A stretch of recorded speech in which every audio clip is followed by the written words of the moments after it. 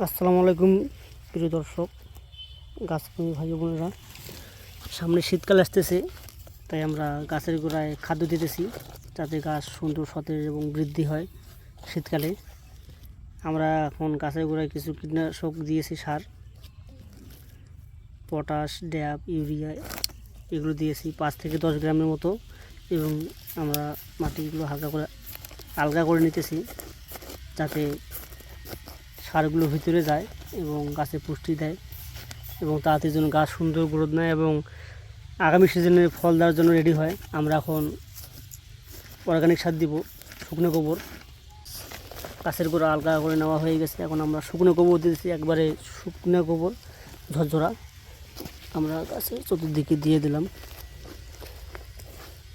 মোটামুটি আমাদের গাছে খাদ্য দেওয়া হয়ে গেছে, 3-4 মাস আর কোনো খাদ্য না দিলেও চলবে।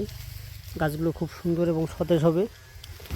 শুধু আমরা একটা গাছে না, এরকম আমরা প্রতিটা গাছে দিয়েছি শুকনো গোবর, রাসায়নিক সার, যাতে সামনের সিজনে ফল আসে। এগুলো হচ্ছে ভিয়েতনাম 12 মাসি মালটা, তাড়াতাড়ি যাতে ফল আসে এই জন্য আমরা গাছে খাবার দিয়েছি, শুকনো গোবর দিয়েছি, ইউরিয়া, পটাশ, ড্যাপ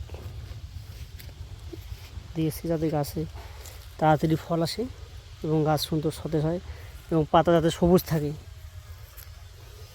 আপনারাও আপনাদের ছাদ বাগান এবং মাঠ বাগানের গাছগুলোতে এই অক্টোবর-নভেম্বর মাসে গাছের যত্ন নেবেন।